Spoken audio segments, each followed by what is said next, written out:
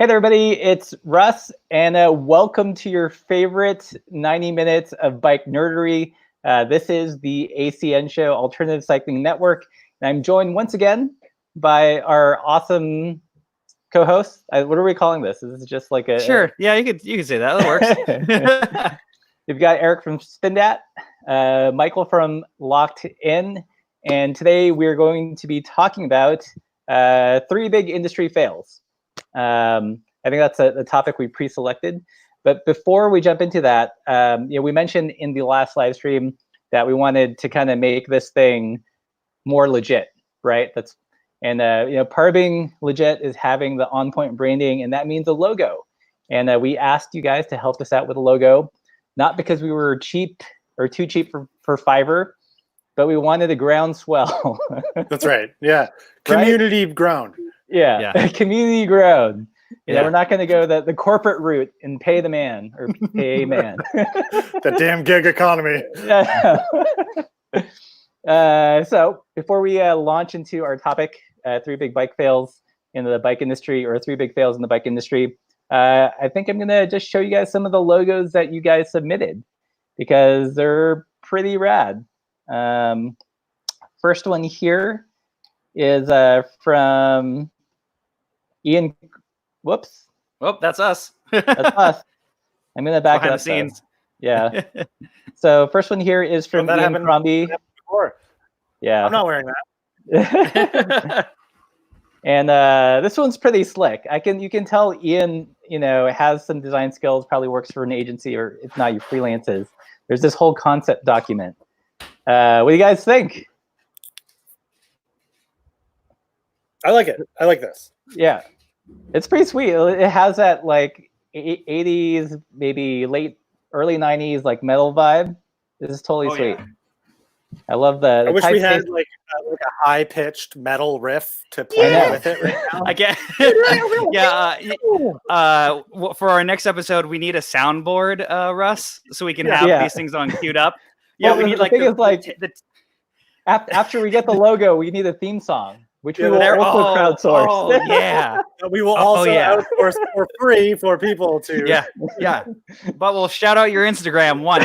Yeah. All right. So that was from Ian Crombie. Thank you very much, Ian. That was pretty legit. Then we've got this one from Dylan Stanfield. I don't know what you call this kind of graphical effect here. That's the TikTok logo. Is it the TikTok logo? Yeah. Okay. It looks like it's like when your old projection TV was like out of sync, and all like the bulbs were like kind of off. Right. Yeah. It's all the colors. To me, I thought like it was initially bike chain when you had it small. Right. You know? That would be a cool concept though. Like have the bike chain, but with that kind of distorted video look. Yeah. That'd be neat. Okay. I'd wear that. I'd wear it on a shirt.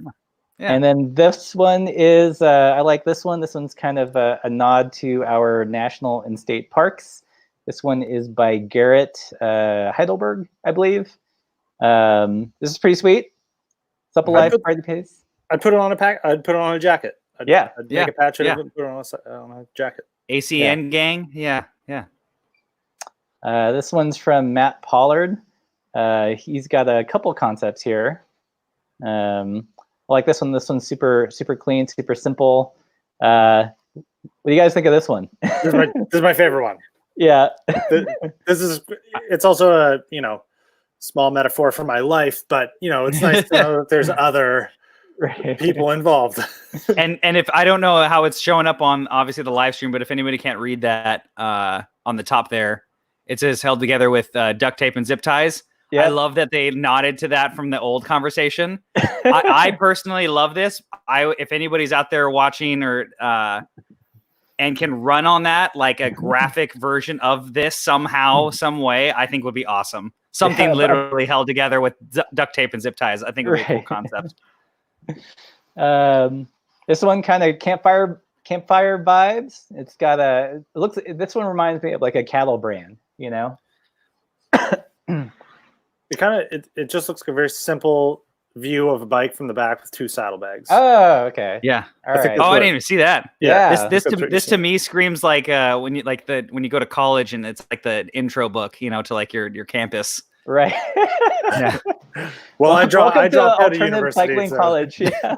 Yeah, cycling college. That's what this is. I mean, do we give? We're accredited, right? Yeah, we are. Yeah. We should totally give diplomas. Yeah. Hey.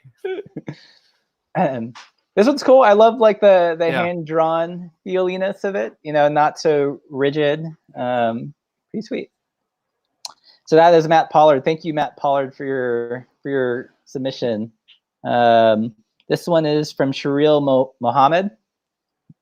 So BMX sprocket. Yeah. Which I'm all about. Cool. I think this would, like, if logos like this like would print really well in like a patch or like a shirt or something. Just super bold and punchy and graphical. That's kind of cool. Opposite end of the spectrum, we've got something a little bit more hand drawn. A lot of the viewers on Pathless Pell know I like illustrations. Probably wouldn't work so much as a logo, but still kind of a fun handmade touch.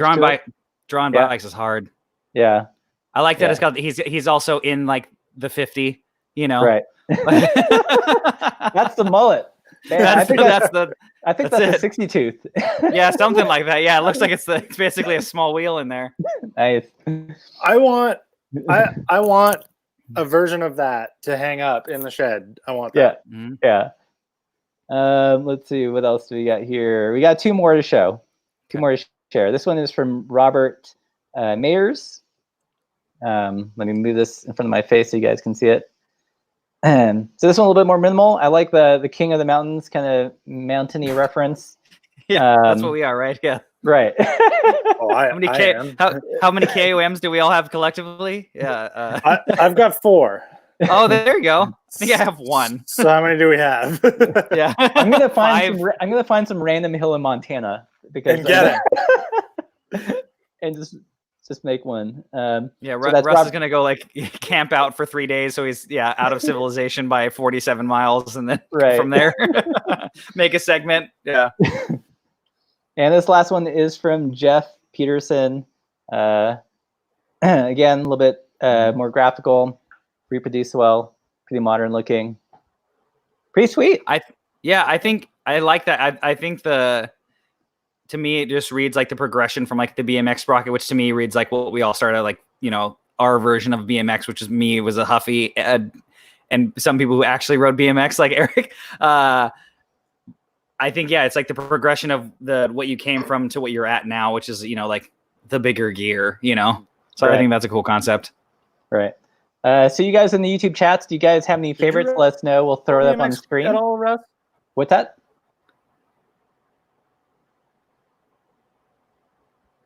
Did you ride BMX at all?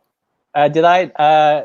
For a hot second as a kid, but not very well. I think I went from like the big three-wheel bike with the brake that you would. Oh, the handbrake. Oh yeah. From there to like a small BMX, and then it's like didn't ride bikes until my 20s. Yeah.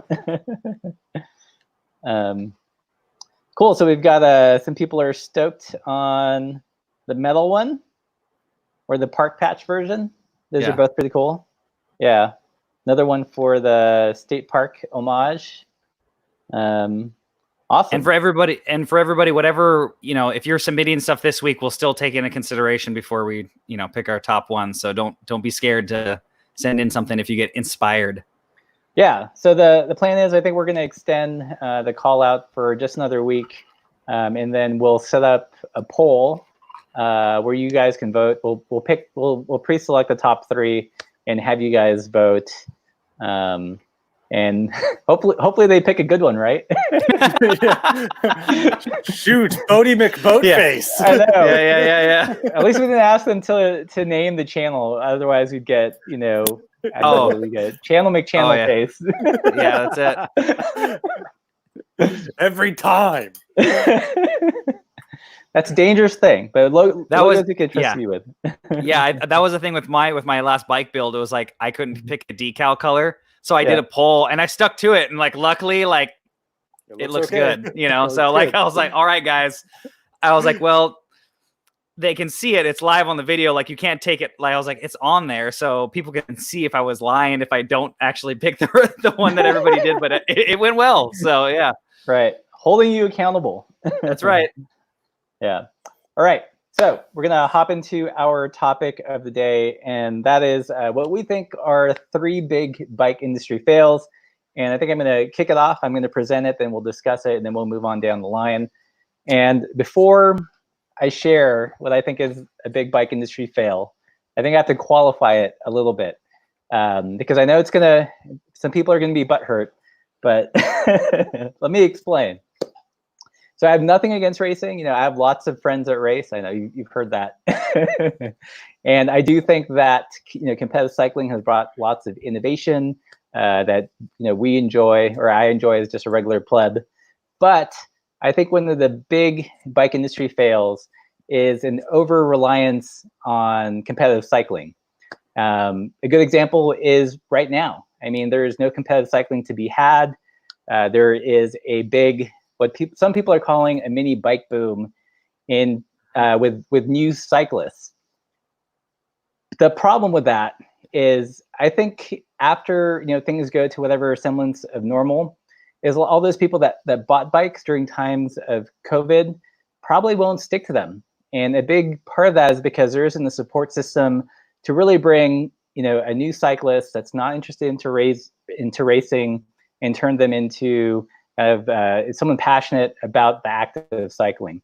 The industry, I think, is very good at training athletes. You've got NICA, all these kind of all these pathways into competitive cycling, but very few that reach out to kind of the average cyclists and just have them love the activity. So in that way, it's one of those things where if the bike industry were a business, it should be a business.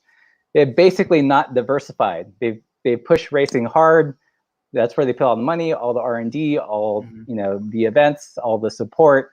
And now when there's literally no racing, it's just what do? They got all this money laying around. Yeah. Well, they have all this money laying around. They have this big opportunity to not just sell bikes to the same cycling enthusiasts that already exists, but to develop more cycling enthusiasts. But I don't think they know how to speak to people to bring them from people who just got a bike, support them if they just want to commute, and then maybe hope that they'll turn into a cycling enthusiast after that. So I don't know. What do you guys think? Am I crazy? No, I don't think you're crazy to say that they're not doing that, because they're definitely not. But it is hard to, like, especially for someone like me, because I do love racing so much, to not be looked at like as a racer guy, for one, and then for two, for me to like try and forget about racing and just be like, no, like riding a bike just to like even get somewhere is fun. But like, you look at me and I'm standing there, fairly fit with like a road bike in front of me, and I'm, like road biking and biking in general is like just an intimidating thing in itself. Mm-hmm. Yeah. So like, I've certainly, I remember like the 2 years that I wanted to like even get into racing or whatever. And I was like, geez, I just don't want to bother anybody. Like all these people are pros, Right. And everybody like that preconceived notion that everything with drop bars is $10,000 to $20,000. You're like, yeah. Wow, all those bikes, they're crazy expensive. Like there's no cheap ones. I think cycling has, put themselves into this bad box of being elitist, expensive, and somewhat unwelcoming. Mm-hmm. How do you fix that? Like, I think that honestly, it stems, to me at least, like from the ground level, like from the level of the consumer coming into the bike shop. Like I remember an old shop I applied to, I think I was in college, and I went in and I knew some stuff, not, and I remember going in and still being treated like I was an idiot. I think that there's still some shops out there that aren't welcoming to the new cyclists, that have the questions, that want to know about why do I, you know, I've literally had this conversation hundreds of times of, I could just get a Walmart bike. Why am I going to buy the $300 version? To me, it looks the same. It's got the bar is straight. It's, you know, got gears. It's got brakes. It's got shocks. It's all the same. Yeah. Yeah. Oh yeah. Trust me. I had one guy who yelled at me once because he was like, well, I can get a full suspension mountain bike for $300 at Walmart. I'm not going to pay like, and our giant stance or whatever is like, you know, it's got awards for the most affordable, best full suspension mountain bike you can get into. And it was like, you know, I don't know, $1,500. I'm like, dude, you can't get full suspension for under 2,000. He's like, I can get it for $300 all day long. Those are the kind of conversations that I'm happy to have, but it's a very specific person that's willing to have those conversations. Mm-hmm. And there's shops that you go to that are very intimidating, for sure. You know? And I think that that's really where it stems from is like, you know, if you think about it, if you go to a car dealership, everybody's your best friend. The second you show up, everyone wants to talk to you. You go to some bike shops and you can walk around for whatever minutes because you don't look like you're going to buy the full SRAM Access build road bike, you know, or whatever. And I think that's really where it stems from. I think there's very inviting shops that either cater to the common man. Mm-hmm. And I think the great shops are the ones that can do it to every man, no matter where you come in at.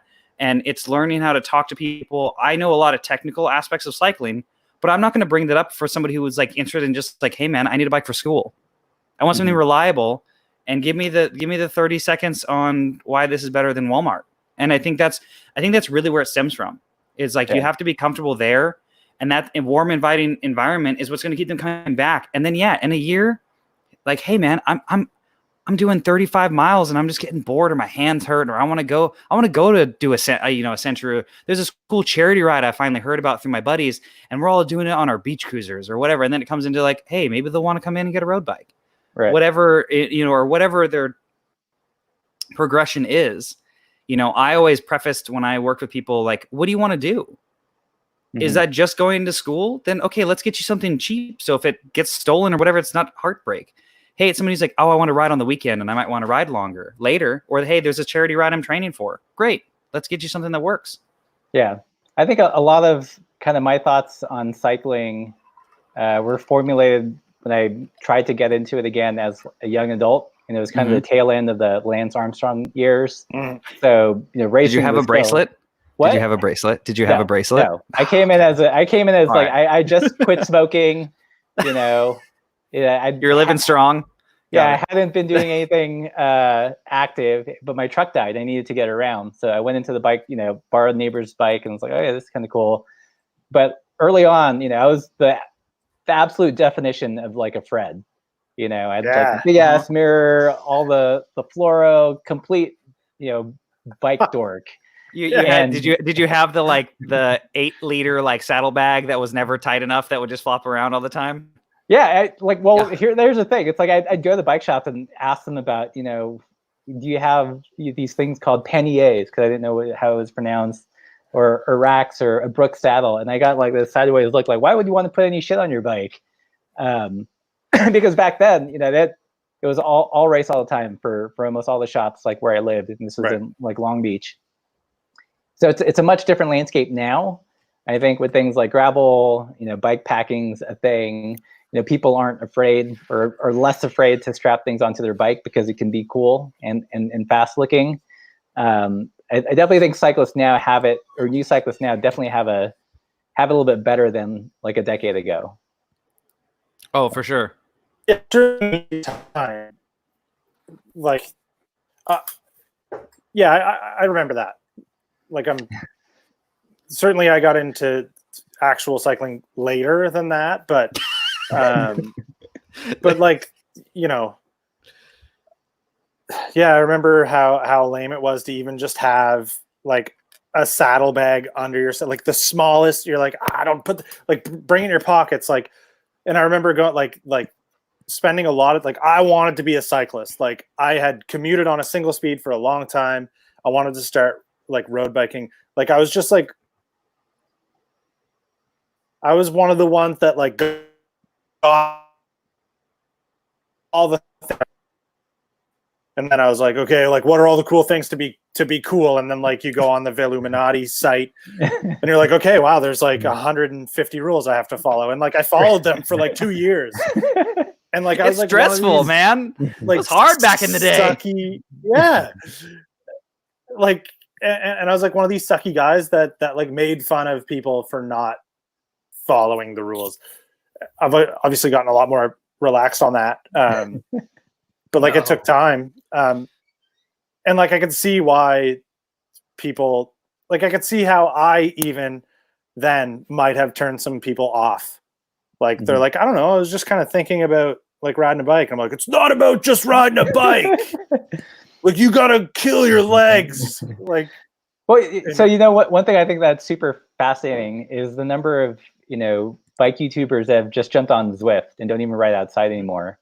And to me, that's like, okay, it's actually not about riding the bike. It's just the metrics at that point. That's right. Well, yeah, you're like, yeah, you got your weekly Strava goal. Come on. Yeah. You're right. Like I'm literally playing a physical video game. Right. I'm like, I don't know if you've ever ridden a bike outside, but like, it's great. Like it's really, really fun. Yeah. So my point isn't to, like to throw bike racing under the bus. I enjoy attending. I enjoy attending cross races. I follow the world tours, spring classics, all that stuff. I have my own like favorite riders. So it's not so much, my problem isn't so much that racing exists, that it's just the only thing that the bike industry seems to put any muscle behind or money behind, and not anything else, or not even close to the same degree. So, so that's bike fail number one. Damn it. yeah.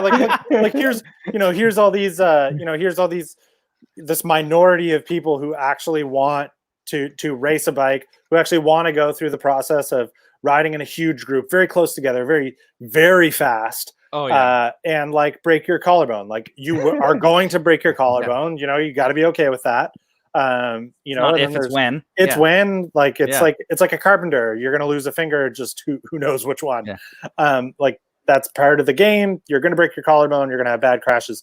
Can you as a large cycling manufacturer or company possibly see why like a large majority of people might not want to see that as your marketing strategy? I don't know. Right. I don't know.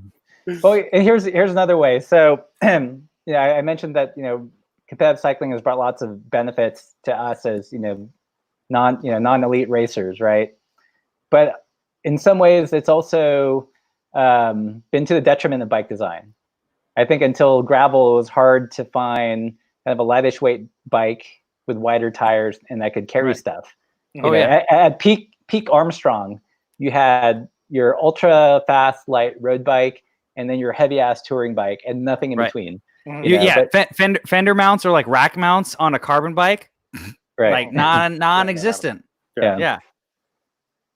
I think that's really where there is. I think now it's starting to morph, because to me, I think now things are more. Gravel's a weird thing. I think it's more event driven. Like now somebody will literally say, this is a dirty Kansas bike. You know, like that's not it's not a thing. It's just like, oh, it's because it's long distance. It's an all day. You need comfort, whatever. And so they're designing it for like these events. And yes, it is a race, but I still feel like at the core, there are so many of these things that now are basically like, it's so hard. You have to lottery everything because so many people want to do this that it kind of takes some of the non-racing out of it. Like I'd love to do Dirty Kansas just to do it. Like I'm not going to do the DK200. Like I'm good. Like I don't need to do that. Like if I can do the 50 and drink a beer every mile, like I'll do it. Like, will I do the 100? Yeah, sure. But like, I don't need to do the 350 or whatever the mega DK is. Like I'm fine. Like I don't need that. And I wouldn't live. I would be there 4 days later. That's when I would show up across the finish line.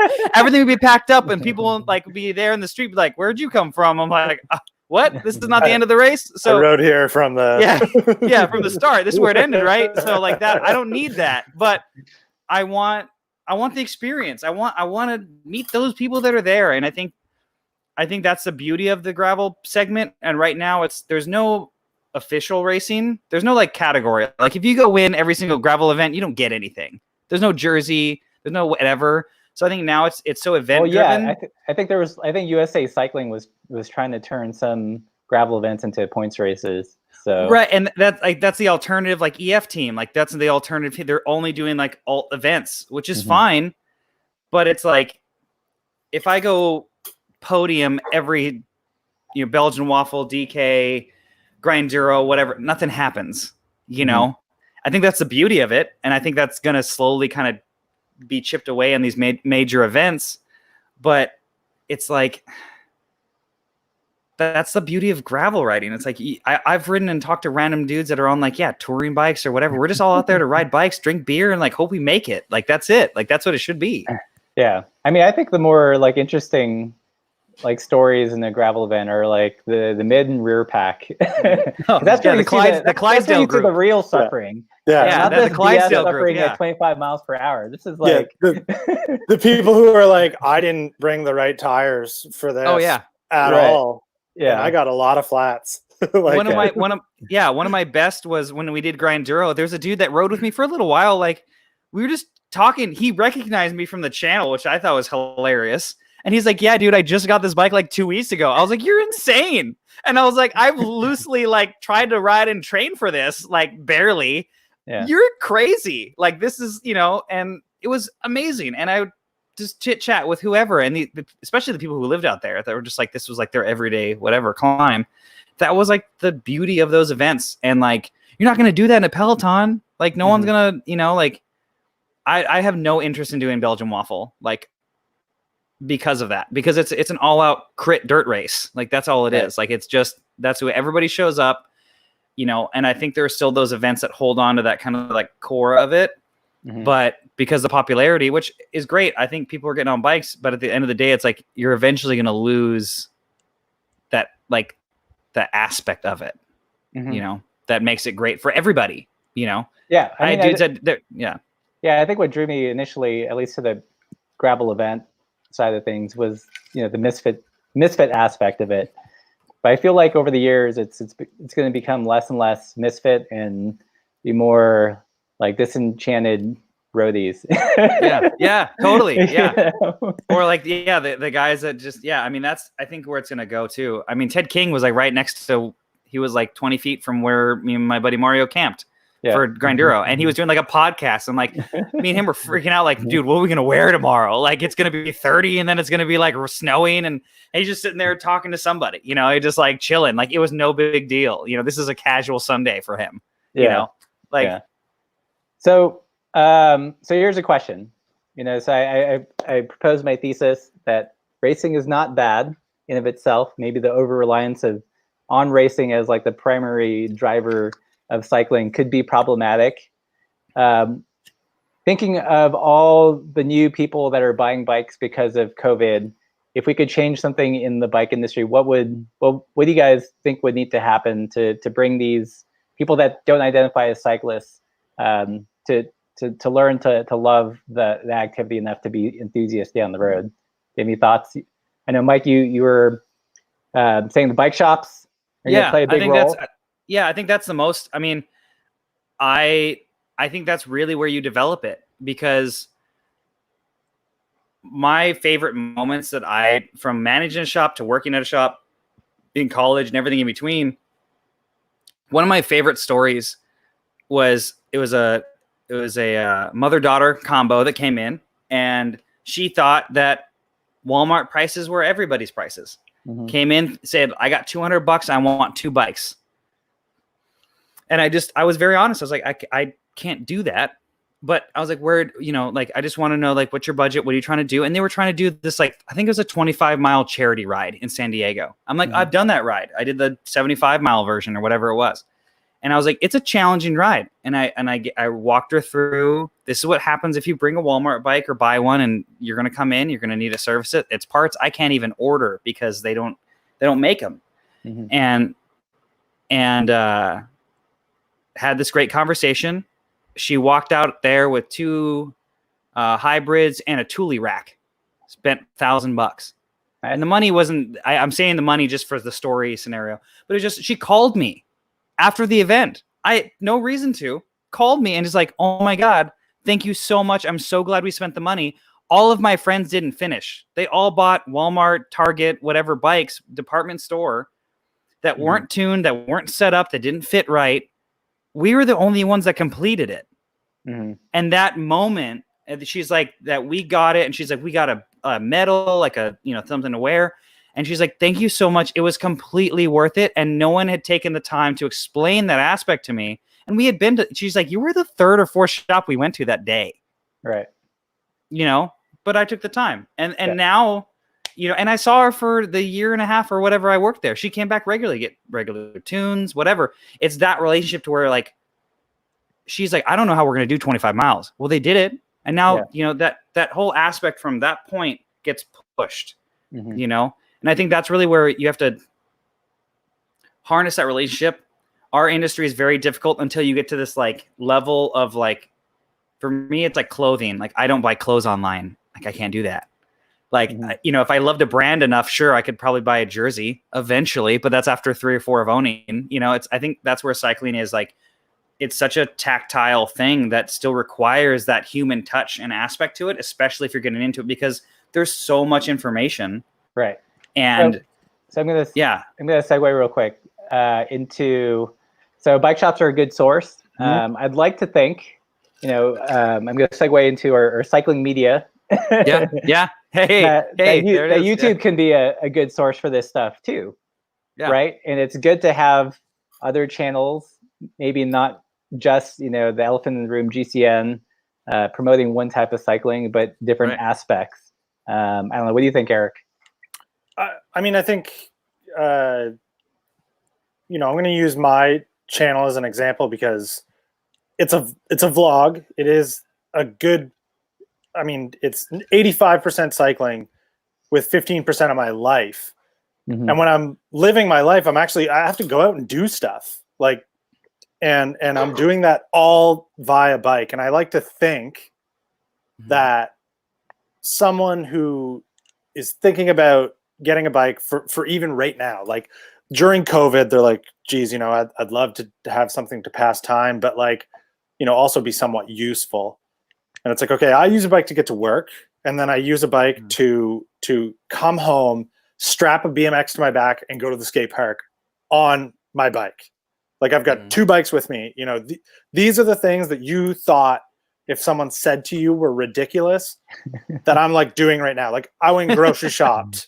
Like I have my groceries on my back coming home. Like Angela and I wanted to have pad thai tonight. Like I stopped, grabbed pad thai on bike on the way home and brought it Road home. to Thailand. Yeah.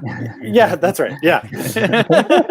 That's why he's so tired. Yeah. It's not the time of day at all. Yeah. But like, I think, like there's enough marketing that says you could take a bike and race it. There's not enough that says you could take a bike and have a good time. Sure. Yeah. So like, if something's not saying that you can go just have a good time and not think about the competitive side so much, then if that's all you see is racing and like, bikes are for recreation. You take them on, you throw them on the back of your car and you go to the local You ride trail. to the beach. Yeah. Like I think that's a huge kind of handicap that bikes have always had, where it's like, for where I'm at, there's a lot of recreational trails that go nowhere. Like it's like, and then people are always driving their car there with the bike on the back, and I'm like, why don't you just, I don't know, like you could just ride there. You could bike there. Like you can use, you're allowed to use a bike wherever you want. Like they can be anything. Like you can camp with a bike. You can like, I spent a lot of time working on bikes. Like if you can't afford to like, build a car, you could build a bike for cheap. Like, for sure. There's a lot of ways to spend time with a bike that doesn't involve racing. Racing is fun. I like to race. And if you spend enough time doing all this cool stuff that I like to think that I portray in my vlog, you know, maybe you'll find yourself wanting to race, but like sometimes it's more beneficial and more fun to go to dinner by bike. Yeah. Oh, for sure. Yeah. I think that's really where our channels like kind of bring everything together. I think we all collectively bring different aspects of like the beauty and the culture and the possibilities. I think that's the best way to put it. The possibilities you can have with cycling. Like we've all done our vlogs, we've all done our rides and in different capacities, whether it's epic, you know, few day bike packing trips to going to the BMX park or whatever it is and everything in between. I think that's really where it's just like we're showing like this like culture and like it's not this, you know, like I did a series on Granduro because I was just like scared and like had to do it and like I wanted to like be like, here's an average dude that's like not ready, like let's just see how it goes, to doing a weekend bike packing trip. But I think all of us collectively show different parts of cycling in different capacities based on interest, fit level, bike options, bike styles that we own, whatever. I think that's really where our medium is very diverse of what we can do with it. You know, like Russ, I would have never thought of like bike fishing. Like that would have never crossed my mind, but I'm very aware of it because of all your videos. Like I've fished like twice in my life, but I get it, you know, like, okay, that's cool. But like, I would have never been even shown that if I hadn't seen your stuff. And so I think that's really where, you know, we open up things to hopefully cyclists that are new, old, you know, or whatever, at any different level of like, you can do whatever you want. If you want to go down and catch a trout, if you want to go up the mountain and go put your tent out somewhere and look at the stars at night, if you want to put your BMX bike on your back and break your collarbone and then ride your ass home, you can do it. We're all here, you know, like that's it. And for me, I got into cycling, you know, like I mentioned a little bit about my story. Like I was a smoker, my truck died, I needed to get around. So it's a really funny story to get into it. But I love it. Great. But from the very beginning, it was from a very utilitarian purpose. You know, I needed the bike as a means to do something. It wasn't the end within itself. And I didn't actually watch my first bike race until probably, I don't know, 7 years after I'd been, you know, bike commuting and bike touring. It just wasn't even on my radar. I know a lot of people go from the racing end and then they expand in other directions. But for me, I was going from the purely utilitarian end. And I grew to appreciate racing. But I think, you know, since I have such that utilitarian background or utility background, you know, like I love like combining things on bike, you know, so fishing, you know, watercolors, camping, and depicting that on the YouTube channel and other social media stuff. Just because I think, you know, it's one thing to use the word bike commute and try to get people inspired, but that sounds so boring, right? It's like you're biking to work, really you know? So you got to make it fun. So either like bike fishing, bike painting, you know, there was when we lived in Portland, there's this great little climb up into the Arboretum, and halfway up, there was a archery range. And for the longest time, I was threatening to get like a bow and arrow set. And full Hunger Games. Bike up there, you know, shoot a couple of arrows, bike back down, freak people the hell out in downtown Portland. That's awesome. That's so good. But it's good to, I think, show the alternatives, other things that you can do on the bike. And I think one of the challenges, however, is when you do that and your channel isn't cycling or supermetrics focused or always selling the performance end of bikes and gear, is as a YouTuber, I think I have fewer opportunities, you know? Because I think I would agree. Because you approach a brand and they're like, did you podium? You know? I think there are very few people that ride that very, very like minimal edge, that can kind of do what they want and are exploring. I'm totally I don't remember his last name. Cameron, something. He was like a Zwift champion or something. I don't know. He's got a cool YouTube channel. He's got a bunch of brands behind him, but he'll like throw a dart on a map and go ride like 300 miles in like a day and a half, you know, or whatever. And he'll go do like, that's a he's kind of one of the few that kind of get in that, but also again, elite athlete. He can do a 20-mile-an-hour average. And I could do a century a day too, if I could do that, but like, I'm not there. Yeah. That's still intimidating, right? Like to throw a dart and. Yeah. And that's what I'm like, nobody in our catalog of viewership would do that. Is it cool for us? Yeah. But it's also like, we're the weird group, like that's the thing. And I think that's where I think all of us bring this unique aspect of, it's not like, just go do something. And we're all showing something, whether it's cool products or whatever. And I think that's where the industry needs to shift. I think it needs to shift to the common man. Mm-hmm. It's like the terrible word to use, but it's like your everyday hybrid guy. If you go to any shop that's not like ultra boutique or like just in a ritzy area, what's your highest, like, the most amount of bikes sold? It's probably going to be your hybrids. And some hybrid guys will spend good money. Oh yeah. I'll sell $1,000 hybrid.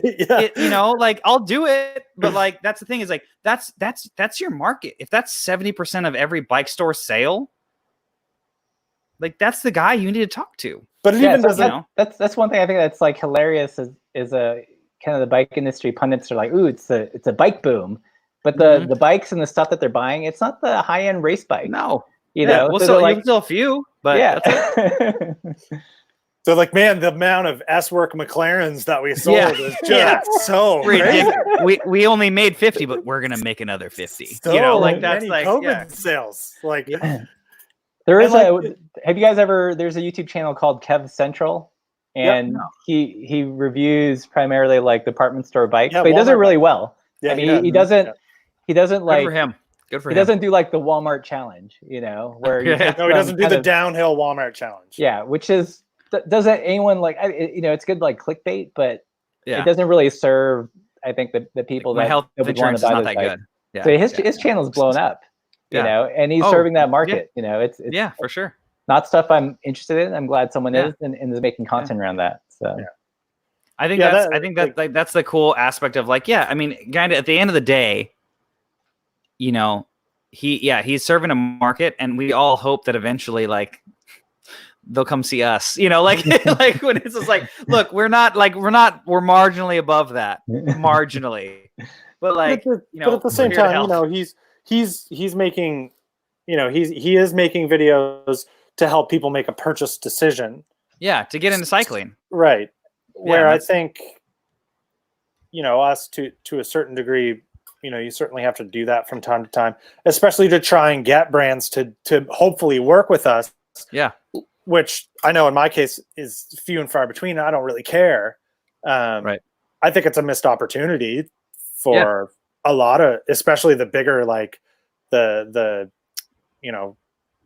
I don't know what that word is. Like the legacy brands, like legacy brands like Trek and stuff. Like I think they're missing out huge to not be talking to people like us, to not be like, you only guys be on cycling tips or whatever. Yeah. Yeah. Like, well, we want to show, like, do you have any idea how many people are shopping for your, lower to mid-level, like Trek Crockett? Like, do you have any idea? Like, do you look at your website to see how many times that's clicked on? Like, do you like Specialized? Do you have any idea how many people look at like your aluminum Diverges? Like, right. Do you have you looked at the amount of views that like my Diverge videos get? Like, I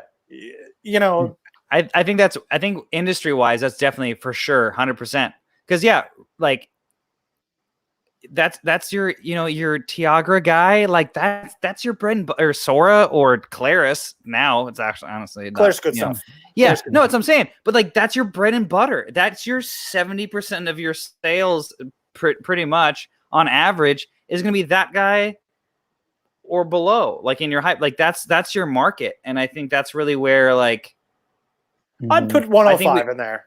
Sure. Yeah, no, for sure. But I think that the funniest part is like, you're only going to see that. Like right now, Cycling Tips is doing a great series on gravel bikes. I think it's rad. But like, I think it's a very different mindset that they're having than we would all have on all of those bikes. And I think that's really where, everybody who's going to spend or invest is going to want those kind of different, viewpoints. So here's the thing too. I think there's value in them investing in smaller creators like us, because I feel like the typical the average viewer that research products on YouTube, I feel like they're pretty media savvy, right? Yeah. So if they like see a highly something, produced video. If they see something on, that sponsored racers riding, there's going to be like a healthy amount of skepticism. Or if something, I agree. If it's on cycling tips and you also see a banner ad right next to it. For their magazine, and be like, discount codes and stuff. That there's going to be like a healthy amount of skepticism, and I think it might be good to, definitely good to have it on those channels just because of pure reach, right? But I also think a lot of people are savvy enough to when they see those things reviewed or presented, they're also like, well, do they actually really like it? It says like sponsored video or ad, like paid ad. Like we are like, and they're very upfront. Like, we're paid to say this. Anyway, this thing's great. Yeah. I think, I mean, even that, I think that's really where, their whole series was sponsored by Giro, I believe, is the main sponsor, and like they had like Continental tires on everything. But like, again, it's this very analytical thing, but it's like realistically, like, what are you going to use the bike for? Like, and I think there was some cool viewpoints. I've been watching it because obviously we're all consuming a lot of content right now. But I think that's really where like we all have a very unique perspective. Like me and Eric, we both had a Poseidon X, and we both built it in very different ways, And I think that's really where like I loved your video because it was very different. You had very unique things that I, or whatever, that were different. But that's the thing. Like you get this well-rounded, perspective. I'm gonna highlight, or I highlighted. Yeah, this was good. This is good.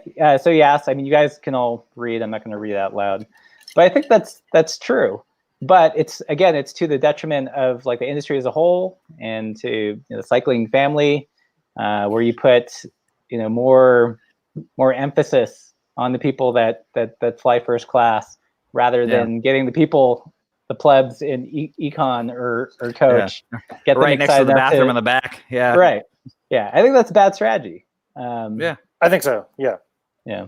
And I don't think, I'm trying to think back to what the margins were like in the shop, but I don't think the margins were not higher on bigger bikes. Or they were less. It's less, but it is like, of course, 20% margin on 10 grand is better than 40% on.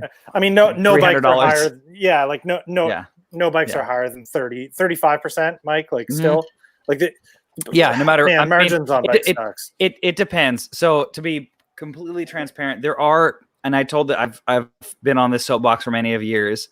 There are brands that are better to get behind. Like I worked at a Giant dealer, and I worked at a Specialized dealer. I worked at Performance, so that was like Fuji, Kestrel, the whole bit, and their whole house brand. As a brand to get behind, I really like what Giant's doing, because Giant makes their own stuff. So Giant is like the closest thing to direct to consumer and supporting local business, and you have a shop that you can actually go to and rely on. So they have the best margins out of all the brands, or? No, because see, here's the thing. They could have better margins, but their pricing is more competitive. Right. So that's what I'm saying. So Giant, if you look at like the new TCR, and I know we're getting into racing, so I'm just going to preface this. Like the new TCR, it stacks right up against a Specialized Tarmac, but it's significantly cheaper because Giant makes it. Giant makes bikes for everybody. Because they're doing it in-house, instead of like being competitive as far as like price point, they bring the price point down because they don't have to pay anyone to make their stuff. So if you're going to get behind a brand, you're going to get more bike for less money and still get a shop behind it. Why not? You're not, and they don't pull a lot of gimmicks or like a lot of specialized parts. Specialized, get it? So like that was the thing. Like I worked at a Specialized dealer. Like I don't want to have to, replace some proprietary frame part or whatever. They're very simple on like 5 years from now, someone's going to bring in like a first gen Future Shock. There it is. Yeah. Or no. Is that a Future Shock bearing, Eric? No, or is that a regular headset bearing? I don't know. It's a regular headset bearing, but it's one of the annoying 1 3/8 or something like. Oh yeah, exactly. And is that a 2013 or 14 bearing? Because they're very different. I don't want to deal with that. I've got enough of these hanging around because I have enough specialized. So we'll just yeah. There you go. So that's what I mean. Like that's the cool thing. If you're gonna get behind a brand and you're I think direct to consumer, it makes sense, but you lose. There's a lot of things you lose going that route. To where if you really look at it after a year of ownership, if you actually ride the bike regularly, you really, that cost savings really goes away. I just saw Chris in the comments. Yeah, the Revolt 2, $1,000 aluminum bike comes with, I believe it's Sora Tiagra, one of those group sets. But like $1,000 to get into an aluminum gravel bike, hell yeah! From a name brand, comfortable geo, like why not? Mm-hmm. But you look at anybody else, they're having to pay that 15 to 20% extra to make their bike because somebody else is doing it. So I think that's really where it really kind of boils down to the shop. But I think it's like here to make it abundantly clear what Fail 2 actually is. Is here's Giant has this $1,000 Revolt that would be a great option for probably a lot of people. We all need who would one. Be a fantastic who would be a fantastic audience for someone like that like them to try. All of us, Giant. Are you listening? Are you listening to actually, this? Russ, in a video like 7 months ago, you had brought up, maybe that's a little bit long, but some people were giving you a hard time about not talking about cheap stuff enough, and you said you weren't into it. Yeah. Well, so two things. For my own personal preference, no, but I did I reviewed the Marin Nicasio, which I actually ended up liking for like a $900 gravel bike, 650B. Wide range mullet, awesome. But one of the challenges actually is it's harder to find the right contact at a larger company like Giant. Whereas like Crust Bike, I can email Matt, or like whatever small brand. It's usually operator owner, but with Giant, they've got an agency of record, they got a marketing team, and even though it's a bike I want to review, it's the right price point. It's this labyrinth of like. Who do I ask? Who do I ask? Right. Yeah. No, and you know what? And trust me, hey, I see the comments. The conduct brakes, for anyone who say anything, totally agree. Ugly. Do I understand how they work? Yes, but totally ugly. But no, I think Russ, I think you have a perfect point to where it's hard. It's very difficult. The accessibility for us, where we're like, you know what, we want to produce content, and like the Marin, we both of us rode the event in Quixote. Mm-hmm. It's once you go bigger where there are more players in that space, you're going to get, it's going to be the please hold, let's connect you to this. And at best, if you're lucky enough to actually get a phone number or whoever, because your email is going to be tossed into the junk pile to some intern that doesn't want to be there, that you'll never hear back from, that's where it goes. And from 90% of it. And I think that's really where, there are some brands that actually reach out to us. Like WTB hit me up after my Byway review. I did that because I own the Byways. Mm-hmm. It did really well. They hit me up like, hey, we'd love to, loved your feedback. Would you like to review this tire? I'm like, sure, that sounds great. I think that's really where you realize people who are aware of this online market, because essentially at the end of the day, that's what we're doing. Oh wait, can I share? I'm going to share the Phil Guyman quote because I thought this would be good. I'll embiggen my screen. So this to enhance. So hopefully you guys can read this. This is a Phil Guyman, pro world tour racer, has his own YouTube channel, chases down KOMs, does a lot of traveling. I actually quite like it. Again, not super into racing, but Phil's a funny guy. Here in this tweet thread, he's kind of lamenting how backwards some of the larger bike brands are. He talks about stepping out and doing his own social media with his YouTube, and how the brands that support the tour, they haven't keyed in on that yet, and seeing how that's such a big opportunity and everything.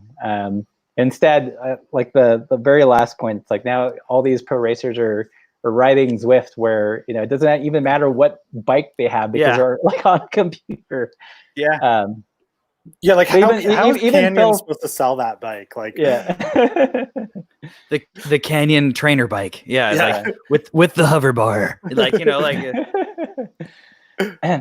yeah, I've tried to review budget bikes from larger brands. So like Canyon and Cannondale, not the Slate, but like the Topstone, the normal looking one. The aluminum one, yeah. The aluminum one, yeah. Yeah, even like the Giant, I've reached out, the Tamlin, or no, that's Raleigh. That's right. So I've tried, but it's actually it's more difficult. It's hard. The larger the brand gets. So Yeah. that's one reason I review boutique bikes, even though that's not like my intent, but it's easier. Right. Yeah, I think that's really where like, no, I mean, to be honest, like that's the thing. Like I'm always on the hunt for like, cool stuff or whatever. And I don't do as many bike reviews as like Russ does, but like, that's the thing is like, you're going to get just piled into somebody's inbox that they're going to see whatever. There's no best subject line that we can all give, we don't know what's going to happen. Like, and I think that's and I've had mixed success with different ones that I've tried over the years, but I think that's it. Like, it's just like, is the intern gonna like forward your email? Probably not. But isn't that a huge miss on that intern's part to not be looking for something if they're watching like to send, like to reach out? Like, it shouldn't be, obviously I'm on a high horse, but like I don't want to do the work like you guys do. Maybe that's the problem. Just send the bikes over. It'll show. It'll just send the bikes to the shed. Do you have is the PO box a shed? Like, is that what it is? It can be. But like, isn't that a huge oversight? Like, isn't that a huge miss? Like, okay, all right, guys, we came up with a $1,000 bike. Now, get him on that $10,000 TCR and sell that $1,000 bike. Like, look at that. Put the $1,000 bike in the background. Maybe someone will ask about it. Make it just kind of coming around each corner itself. You know what it is? It's the entire like car dealership demographic of you put the Ferrari in the showroom, but you sell the Camry. Like that's what dealership is that? Don't ask questions. All right, like that's like the Ferrari Toyota dealership. Yeah, exactly. You haven't been to one of those? Yeah. The new Corolla is awesome. No, that's it. Like it's you're selling. It's the old car industry, and I saw comments about it. Like, it is the car industry. You sold, the guys that would race the Mustangs when it came out on Sunday, they'd sell the V6 on Monday. Like, that was it. It's the rental car. And I think that's the problem is it's not that. It's so much, there's so much more education with these consumers that like, I would be shocked at. I knew somebody would come in and they would cross shop. Look, they knew all the competitor, and that was awesome for me. I love that kind of tech stuff. Like, that was my bread and butter. But you also have the guy who just is there because it's his minimum wage job during college, who doesn't care. He just has to hit some kind of metric, so it's really interesting to see the kind of similarities between the two, but it's very different because it's more accessible. Like, you can't get someone who's 15 who saved for a year working a minimum wage job. And I had one kid that came in one time and he was like, look, I can get a really crappy Honda Civic or I can get like a really badass bike. And I was like, dude, you're not wrong. Like, that's very true. And like, he bought a full carbon, like Dura-Ace bike. And I was like, yeah, dude, you probably get there at the same time your crappy Honda Civic will, cause it'll break down or whatever it was. And he's like, yeah, not break down. Well, sorry.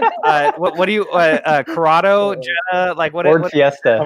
I'm a Volkswagen guy. It will break down. It will break down. Yeah. You'll break your oil pan. It's fine. I'm just saying like that was his mindset of just like, I wanted a really good bike or a really crappy car. He got a good bike, So, like, I mean, that's another good point is that a lot of people, unless they're really into bikes or bike enthusiasts, have no idea how much bikes cost or why they cost how much. You know, like I feel like I spend a good maybe 50% of my time in the comments being, yes, I know it's expensive, but it's because of these reasons. Even like bike bags, you know, like I'll review a bag and people freak out. It's like, I can buy those materials for $5 and sew it myself. It's like, by all means. Please do that. Please do that and send me a picture. Yeah, my last two interviews, you know, we had Martina from Swift Industries and Jay from Bags by Bird. And I asked them straight up, it's like, what do you say when people say your stuff is too expensive?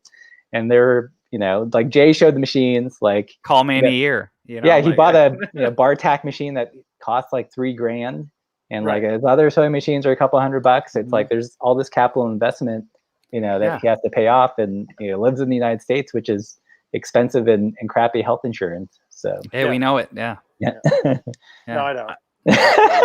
Well, sorry, Eric doesn't. I don't have that problem. Eric's like, why is your stuff so expensive? Yeah, that's right. See, Eric, he doesn't have to pay anything for health insurance, but he gets a lot when he has to ship stuff to him. That's where it is. It's all in the you like I ship like. Thanks for the shout out, by the way, for like the parts I sent him. I had to fill like a form of like these are not illegal drugs. Like basically Definitely when I went to UPS. Drugs. Yeah, like to ship him something. I was like, this is way too complex. Like I had a label and the guy's like, no. What's in the box? And I was like, bicycle components. What kind of components? I was like, oh man. I was like, one's like a ninja star. Yeah. And another thing is like it's brass knuckles that shift your gears. And then it's like, you know, it was just, it's all a balance, you know? Yeah. Okay. You guys in the YouTube comments, what do you guys think is, you know, your personal pet peeve about the bike industry, their big bike industry fail? Let us know in the comments below. We'll highlight it. A couple of comments regarding Bikes Direct bikes. You know, so I've not personally tried the bike from Bikes Direct. I know that they have like Motobacon. And there was one I almost was worth doing. Yeah. There was they bought out this Kestrel who, you know, again, name brand. I used to sell Fuji, so I have no problem with Fuji or Kestrel. They came out with a gravel bike. I don't know what happened.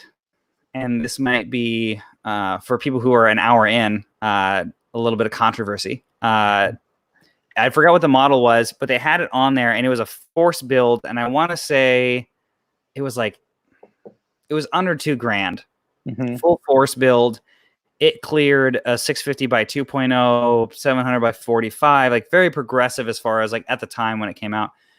Kestrel came out with that bike and then the whole performance thing went bankrupt. And so I'm assuming Bikes Direct bought out their old stock. So it was like a $4,000 retail bike for like $1,800, $1,600, like great. Like you could buy it, sell the frame, keep the parts. Like it had DT Swiss wheels that were really nice. Like it was a really good spec. So are the bikes generally reputable and he's just buying low and selling medium? Yeah, that's the thing is they're not. That was like the interesting thing to where I actually looked at it again. But then when you like after that had kind of gone away, and I think they have a GRX like 2x build still with that bike because that's not as popular because the other one was 1x.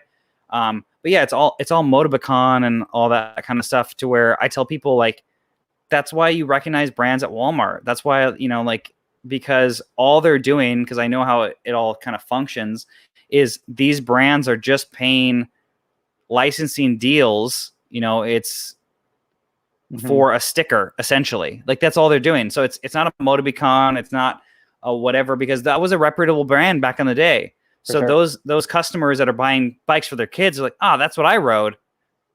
It's not that. It's a China Direct brand that's using parts that are not tested. Licensing. It's a licensing, and so they're buying a sticker. They're paying Motobacon X or whoever owns the brand name now. They're paying them X amount a year or per unit or whatever, so they can use their name so it's recognizable and it's not just like, you know, ching chong bing bong bicycles. That's just that's how it goes. Like you want some brand recognition and you'll pay for it, because at the end of the day, if you're selling 1 million units through Walmart every year, like it's worth paying 20% to the brand that's recognizable, you know? So let's see, we've got, in terms of YouTube Bottom chat. brackets. That's a good one. Yeah. I believe in that. I like this one because I feel this one. Bike shoe manufacturers assume the whole world has skinny feet. That's Giro, man. Giro is like, you have to be like, I don't know, a ballerina to get your feet into some of those shoes. I think so. I've got like average sized feet, and I had the Terraduro and upgraded to the HVs, and I still had to put a shoe stretcher in them to get my feet in there. Really? The HVs are still too narrow for you? Yeah. That was like me for CD. Like CD was like just a ballerina shoe with like boas. I have no issues with shoes. No. Yeah. Because he had ballerina feet. No, it's because his feet have shrunk from all the ice that he has to walk in. That's what it is. Yeah. So I never agree on standards like bottom brackets. Threaded. That's it. Done. I think that's coming around a little bit. Like I think. Yeah, I think there was like this wild explosion of let's just try all these standards, and now it's like, oh yeah, maybe not so good. Yeah. Threaded all the way. Yeah. Yeah. What else? Yeah. Do you guys remember when Specialized made the stump jumper like 2 or 3 years ago, and they tried to put like swearing in their marketing? And they're like, no more bullshit proprietary standards. Right? Yeah, fucking dumb. Like Specialized with your like 135 through axle. Like, no, don't even talk to me about that. They went to like I remember those days. I remember all the new they just went to like a regular tapered head tube. They went to a threaded bottom. Like they're like, hell yeah, threaded bottom bracket, boys. Brother. Like, you ready for that, brother? And it's like, well, yeah. You ready for regular maintenance at home, brother? Like, like, it's not okay. Like, I get it. Yeah. So Steve Fuller, new riders would be better served by seeing more people riding bikes in street clothes versus like, or even for fitness. And again, not anti-racing, but when every piece of a bike marketing material you see, has someone fully kitted up, as someone new to cycling, someone that just bought a bike during COVID, it's like that is not me by like a long shot. I'm not gonna do that. Yeah. There was this really cool video that John posted like 4 or 5 years ago. It was like a minute and a half long, and it was like a pretty similar story to what you were saying, Mike, about that customer that bought a bike instead of a Civic. Mm-hmm. He's like, I always just kind of wanted like a really good bike, and then like it was like a Bianchi like Superismo, or whatever that would have been at the time. With like flat pedals that he was like cruising in jeans and like going up like banked like brick banks and like hopping and stuff. He's like, I don't know. Road bike. It was like a road bike party spoof, basically. Yeah. Well, it wasn't. Like he was just like a guy who was like, I just knew I liked bikes and that I always wanted to own a good bike. Mm-hmm. And I know, and in his mind, he's like, I always knew Bianchi was a good bike, so I bought this Bianchi. And then it was just like fast, kind of like, speed, not metal, but like just like a fun edit of him like going somewhere in jeans and a t-shirt on like, I'm like that. And at the time I remember like following the rules pretty heavy, and I was like, this is stupid. See, I loved Road Bike Party. Do you know how many like non-cyclists I showed Road Bike Party to? I don't do this, but like that's an amazing video too. Yeah. Oh my god. Yeah. But remember when Specialized, like I think it was when they were launching their adventure like Sequoia stuff. Yes. And they made those series of videos with like Sarah Swallow, Leo Wilcox, and Ultra Romance. I thought that was the best video. That was like a brilliant move. That was the first time where I saw a large brand kind of realize the value of, these non-elite athletes. I mean, they're great athletes in their own right, but they're not like UCI, World Tour athletes. That they had value. They had reach, and we're gonna kind of do some stuff with them. And like having Benedict, who we know rides in sandals. Yeah, right. Insane, insane. Yeah. I saw him at Grinduro. like the shortest of shorts, and it's snowing. Just like respect. I can't do it. Yeah, no, fully. But I thought that was a brilliant move on Specialized part, because I bet it cost them like a fraction of a marketing spend than if they were to work with Peter Sagan, or like again. Yeah. again and again. Yeah. For the 80th time. Yeah. We should try and get Peter on the show. We should. Oh yeah. He's not doing anything. He's holed up. Yeah. Right. Like, what is he doing these days? He's wheeling and eating cookies up his mountains by his house. But I mean, he's got time. Like, Yeah. I'd like to get, who's kind of the hipster ex-pro cyclist is Taylor Finney. Yeah. Oh, that'd be awesome. Yeah. He'd be like, I've seen him like pedaling in the bedrocks. Wait, Eric, what was your impression? Go for it. He's just gonna be like, just zen out on the bike, solid. But see, we couldn't be called Alternative Cycling Network. It would just be like, there's one cyclist. And there's one cyclist and then the alternates. Yeah. We're all just waving. Yeah, just like I think I know how to pedal a bike. I don't think we give ourselves enough credit. I think we're better cyclists than we're giving ourselves credit. It's hurting my ego a little bit. Again, my mantra is like, if you're slow, you better look good. Like aesthetically phenomenal going up the hill. And you got to really look at it because like I'm going very slow. It's a very long time going up there. Yeah. Yeah. Right. You guys in the YouTube chat, let us know where you're watching from. We've got 196 people in the room. Jesus, that's pretty good. That's a lot.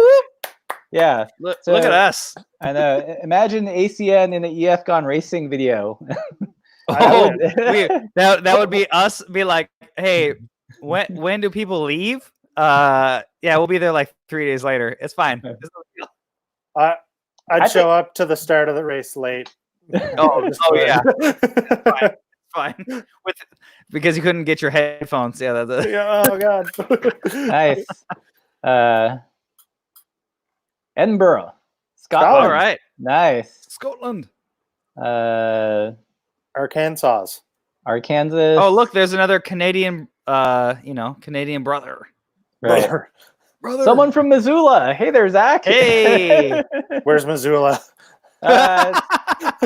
Small. You probably never heard of it. Costa Rica. Nice. I love Costa Rica. Yeah. Oh, San Diego. Mark, what's up? Sweet. San Francisco. Love San Fran. Yeah. Never been. Australia. North of Sweden. Dang. This is like a global audience. Multicultural. Yeah. This is the global cycling network here. So. Right. Hey, no. You can't say that. We're gonna get sued. Man, take it back. Copyright strike. Copyright strike. I've been there. It's not great. Don't do it. Some good-looking border collies. Yeah. I like Rob's parts unknown. That's great. That's awesome. Right. All right. So we've got racing as its only kind of main emphasis, cycling media and how it doesn't invest in smaller creators, missed opportunity. What's the third cycling fail that we're going to close out with here? Is it bottom bracket standard? I think it might. You know what? I think it might be because let's lump it under kind of needless innovation, maybe. Sure. Like what things have you guys seen that have been like, did we really have to do that? That's Yeah, there was a frustrating amount of internal cable routing that went on. Like, I don't know if you've ever worked on a tri bike, like a full, the felt FRD that I built on the channel like a long time ago.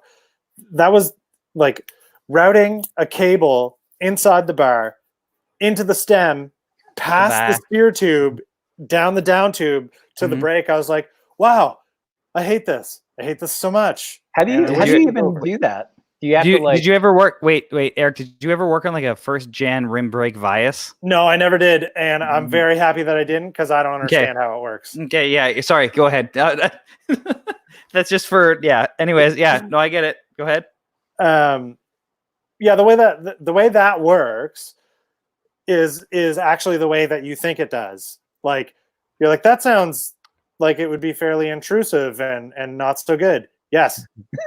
So it actually I'm trying to think of how it actually went past the steer tube. There's a lot of fairings. Like there's a lot of fairings on them that actually unbolt that you can't tell when the bike's together, but when you're working on it, you're like, oh, this huge nose cone actually comes off of this bike, and the cable will route there a little bit, and then there'll be a way for it to get into the head tube. It will go beside the steer tube actually, and then once it gets past it, either by going beside it and under it, or however it does it, that is the most frustrating part. And then like they're like a motorbike. They actually have like steer stops, so that bump stops, like you don't end up with like cable pull. Like if you get rear cable pull, on your rear brake, it's auto cornering. It's like it's auto lock, like it's gonna lock up your rear wheel. So they do it's a hateful thing to do. Like and that bike had to have like a way to adjust the like brake cable tension. And that was in the stem. Oh geez. No, Russ, you missed out. It was awful. The first Venge, oh my god. I was there when it came out. We sold a lot of them because it was a fast bike, super fast. I rode it. I'm like, oh my god, like it made you feel like a superhero. But we had to sell those bikes, and I'm body geometry certified for Specialized. Like we had to sell a fit, basically, like, or the owner had to basically like guarantee, like, okay, we're gonna take a loss on getting a bike fit, because if you didn't get fitted for that bike, building it and rebuilding it, even to change like stem stack, like taking a spacer out, it would mess with cables. Recabling the entire bike because everything came out of the stem. So if you wanted to like drop it, no. All the brake cables, all the derailleur cables, all had to come out. It was like a $250 service because it would take our qualified, specialized, mechanics half a day. Yeah, it's 4-hour job. It's hateful. Yeah. And they would just like, I'm like, and then it was like half a day and like a necessary like stiff IPA after. Like that was a thing. So we had to I had to do a bike fit, retool, basically said like, okay, that's here. And they would actually give you like the catalog of like, this is the spacer stack they would need and the handlebar or whatever. But if you didn't sell it that way, it was, or let's say you got fit in a year and you're like, oh, I can drop a spacer, $250. No, it was $250 if you want to drop a spacer, sure. But like now, like that's the thing is like it was insane, and the bike was heavy. Oh my god, it was heavy. It was like the stem was like 4 pounds. It was ridiculous. No. Like I know, you know what I mean. Like it was the first gen like Via stem was like. It's like 800 grams or whatever. It was like 2 pounds. Like it was ridiculous because everything had a route through it. So structurally it had to be very stiff. Right. But like, and you also have like 8 cables going through it. So like, yeah, it's 8 cables. Don't ask questions. That's where when ETAP came out, we sold a lot of Viases. Yeah. No, because it was only brake cables, and the brakes didn't work great. Like the rim brakes, the tri brakes, awful. Bad. But I actually think the reason there's more boosters for stuff like ETAP isn't, definitely not cost, and I think like reliability is, it's probably more from their convenience from the shop standpoint. That's why it's like, buy it, it's awesome, But I think we love it. As like a consumer, it's it doesn't ship me, it doesn't cook me breakfast for that price. No. Well. Yeah, you could probably hire someone if you gave it to them to cook you breakfast for at least a little while. Very true. Very true. Oh my god. Yeah. So I lost track. What's the third one? Is it? It's just like the crappy innovation. Just crappy innovation. Like I think innovation for innovation's sake. I think was the Venge more aero? Hell yeah. Was it great for the consumer? No way. I think there's a lot of things now that look very similar. Because you put a bike in a wind tunnel, eventually they're all going to kind of look the same because eventually like everyone's going to figure out what's the most aerodynamic shape, and I don't think that's innovating. I think that's one of the real limiting things. Again, going back to the first one, if you're only if your only metric is like speed and aerodynamics, then it dictates all the bike design, Yeah. And for a long time, prior to the gravel, it was light stiff, aero, light stiff aero. Yeah. And all the bikes that were coming out essentially looked the same. And there were very slight iterations. Yeah. They're boring. But then since, gravel came in and it broke people's heads. Like they didn't know if it was a road bike or a mountain bike. Should the bars be wider? How do we make more tire clearance? People want to carry stuff. All of a sudden now there's like this big explosion of kind of creativity and, just experimentation, for better or for worse. But the point being that, once they were able to get out of that road racing silo, it just, it created like a whole new, just a whole new range of bikes that fit more people, I think. Yeah. Yeah. Well, there's definitely good innovation. Like I remember, I think my biggest problem is, and I think this is just a lack of what you can do with two triangles welded together. But like, I remember when Open came out with the dropped chainstay. Mm-hmm. Oh, I was like, that's cool. Yeah. Everybody does that now. Like, and like you have to get the chainstay out of the way of the chain ring. Right there. Yeah. Like it needs to be like, it makes sense. So that you can have that shorter rear triangle. But I feel a little bit embarrassed to ask this because I don't really own any actually wildly modern gravel bikes. Sure. Are they 142 by 12 still? Yeah, in the rear, yeah. They all are? Okay. The front is still hit and miss. I'm a big fan of 12 in the front, but there's stuff like the Sigmata, I think is still 15 in the front. But the benefit is, like, I don't mind a bike that's that way because you can get a reducer, like spacer that you can inset, which is not a big deal. Yeah. So I don't mind it. But yeah, the front's still kind of dealer's choice. They're still 100 mil wide. Yeah, nobody's doing a boost rear. There's no need to do a boost gravel bike. Well, yeah, like unless you consider like the Salsa Fargo, which is boost rear because it holds a 3-inch tire. Oh, okay. Like that there's some weird on the fringe stuff, but like 12 like by 142 rear is like standard kind of now. Yeah. Because I find these hey, Swift, hey. Like I find even even the Poseidon, like it's funny how tough it is to find a crank that actually won't hit the chainstays on that because of the one, like just that 142 like chainstay width. That was something I had a difficulty with, and I told you about when I sold you that crank set. Like I've ground a lot of cranks to get them. Yeah, like I ground off on my Apex cranks like the inside pedal angle because like it would hit the chainstay. Yeah, I fixed it. It was fine. Yeah, it was fine. It was fine on the stock crankset, but essentially you need like mountain Q like Q factor. Yeah, slightly wider on that frame. Yeah. And I think that's the hard part, and like they do have an adapter to run that rear through axle. They can't do that with a fork, obviously, but I've swapped mine, so it was fine. But like that was definitely a thing. That was definitely a difficult thing to find. I think that's just a problem with having wide, like really wide. And there's things you can do with chainstays, like you can do shapes with chainstays. They could have knocked them in a little bit on that area for 175 to 170, like on all frame sizes. They could have done that, but I think like I get it. Like the price point they're at, like that's more tooling, that's more manufacturing costs. Like I totally get it. Yeah, but like I wish, and it's funny. Like here I am saying that I wish that companies could do more to like have do something other than a drop chainstay, and then Trek came out with the one with like the chainstay up really high, and I'm like, that is terrible. No, that was Allied. That. Allied came out with that, like the one that's like above your chain ring. Yeah, and I'm like, oh god.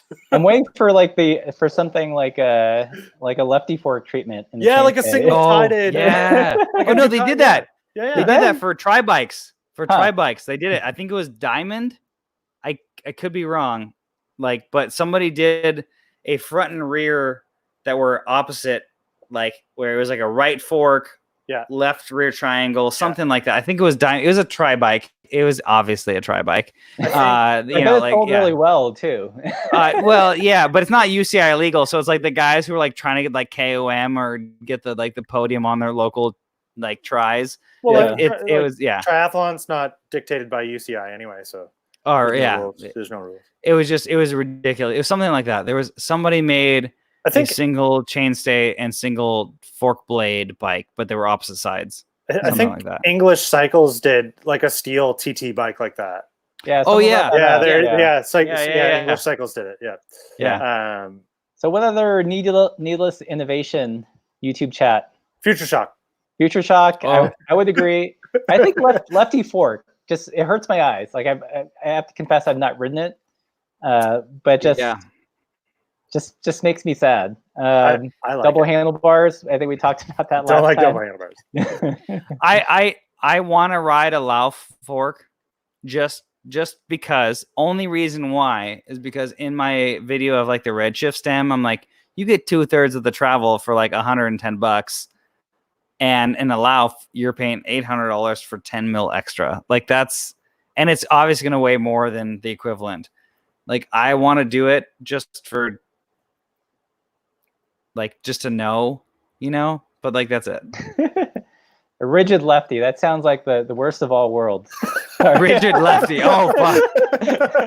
Alex, that's a lot of pain and torture we're already used to. We don't need that. We get that in the comments. We don't need to ride that. Yeah, not only is it a visual assault, but like riding it. Yeah. Well, I mean, granted, Eric's got his disc wheel on his fixed gear. That is the best thing I've ever seen, by the way. Like, it needs to be there. So hard. You don't know. No, because you never know if I'm going to use it. I was the 09 Fuji Track Pro guy with the head 3 front Chubb hub to H+ Sun rear wheel. Like that was me, and it was great. But like that disc brake front wheel on that bike is the best thing I've ever seen. Like it's so good. So many people.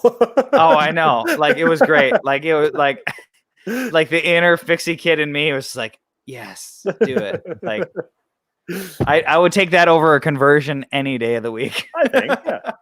Yeah. Let's see. Internal spoke nipples. Kind of a pain in the butt. Oh, yeah. I'd agree. Pain in the ass. Yeah. Worst thing ever. I would agree with that. I have to say, like I've been, I've grown to like tubeless, but there's quite a steep learning curve, to do it at home without a compressor, and especially if it was kind of a Franken tubeless build. Yeah, they can certainly be hateful. I think now there's a lot of cool innovation. Like even Giant has one, or there's a few companies that make just basically like a tank that you would pump up with your standard floor pump that would act as like a Joe Blow, basically. Like that's really cool. Like I had a lot of guys that would love that, and they would just pump it up before they go on their mountain bike ride, and they would just have it just in case, like for whatever reason, their bikes are hanging off their. Oh, really? Not that one specifically, not that brand. Yeah. But I was testing one where, you kind of filled up the tank. It worked for intermittent use. And it also kind of assumed a pretty good fit on your tire and rim already. Like if it was a little sloppy fit, like you had to get it all in one go. So it was like super frustrating. Yeah. Like I think that's where like tubeless now, like I said, like with Giant, like I think everything over $1,000 comes with a tubeless valve and tire already. Like you just got to add sealant and you're good to go. It'd be it's already taped. Yeah, no, like literally like anything. I think I believe it's over 800 or $1,000. It's at least 1,000. It might be 800 now. Like all the, like even the Defy, like road bike at whatever, cheapest price point is tubeless setup from the factory. Like they're one of the few brands to do that. Everything up beyond that is tubeless. Mountain bikes, road bikes, doesn't matter what it is. Everything's tubeless beyond a certain price point. I wonder if tubeless do you think tubeless will trickle down to like the budget bikes? Oh, I did tubeless for hybrid hundreds of times. Oh, really? No, the guys, because there's the guy that's gonna buy like the $600 to $700 hybrid bike, like may know about it or maybe curious. Well, I feel like they're the ones that are like the most afraid of getting a flat. I know. I literally told him like, dude, I haven't had a flat in years. Like, do I carry a tube every day? Yes. Do I ever use it? No. It's probably corroded. It's fine. Like that's it. But like I told him like, look, your bike at that point does not come tubeless ready can I make it tubeless ready? Yeah, give me a day and a half. It's fine. Like I might have to. At that price point, though, budget. it wasn't a tubeless compatible rim. Did you have to? Right.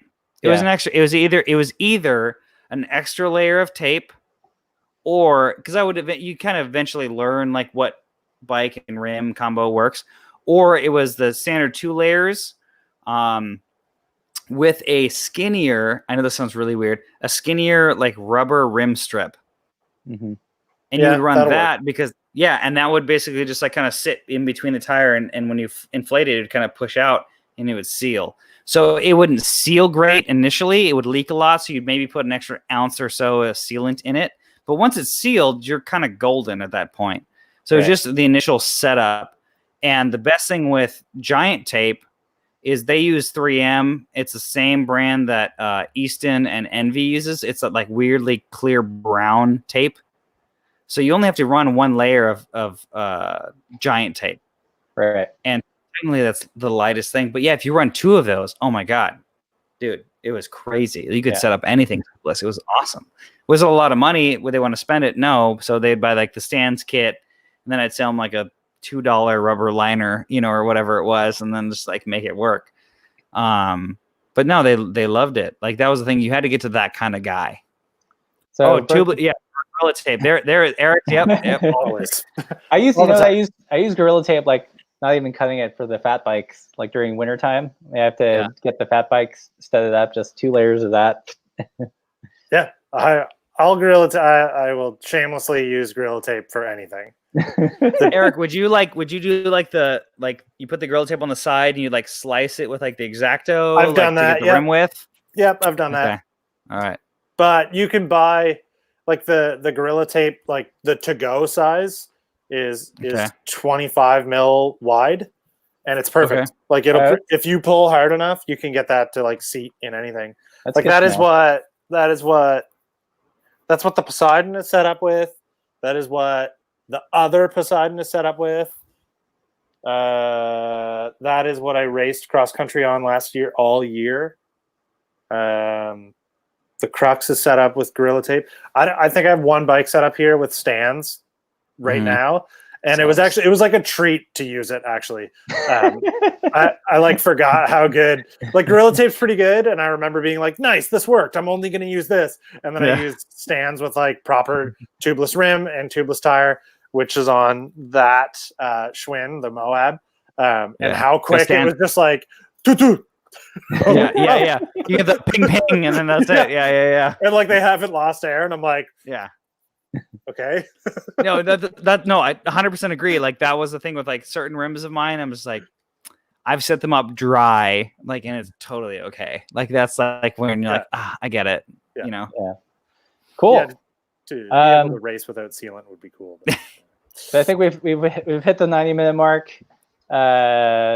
Should we take it home? Yeah, let's just drive it right in. Let's drive it right in. Yeah. All right, everyone in the chat, thanks again for joining us. Our 3 industry bike fails, I've lost track. I think we had like 3.5, like 3.5, or like 2.75, something like that. It was a focus. The focus on racing, the fail that they missed the mark on the marketing that they could be doing. Mostly us complaining that we don't get cool stuff enough. Hello, everybody who's listening to this. Please send us cool free things. Yeah. There's no like Tour de France to throw money at. You have all this money. Hello. 10% look at all 3 of us right now. Yeah. 10% of what you were going to spend, and the payoff. Payoff. Look, Eric had to drive 47 miles to get those headphones right now. Like that's where we're at. You have all this money in a bank account that you could spend on us. Yeah. Just help us out, brother. Yeah. Brother. Supporting local business, brother. Yeah. So it's mostly complaining. Yes. Yeah. Yes. And then bad innovations, but we ended up just kind of talking about all the good ones. Thank you, chat. All right. Yeah. So what did we learn? Nothing. Yeah. Got it. We need to plan more often. I know, it said like 5 minutes before. But anyway, I'm going to take it home. Thank you, everyone, for joining us. Thank you, everyone, again, for joining us on YouTube chat. Stay tuned for next week. We're going to have hopefully our final 3 logo designs and have you guys vote. Big thanks to everyone that's already submitted the logo. That is like freaking awesome. And if you guys want to throw a design in the hat, the email is alternativecyclingnetwork@gmail.com. Super creative, easy to remember, I hope. And Russ will have that in the description because that is a lot of letters to like try to spell correctly. I know it's more than 3 letters, but ACN@gmail was already taken. I tried. So with all that said, if you guys don't already follow Eric at SpinDat and Mike at Locked In, their YouTube channels are linked in the description below. If you like my channel, you'll definitely like theirs, vice versa. And as always, thanks again for joining us. And until next time, see ya. Keep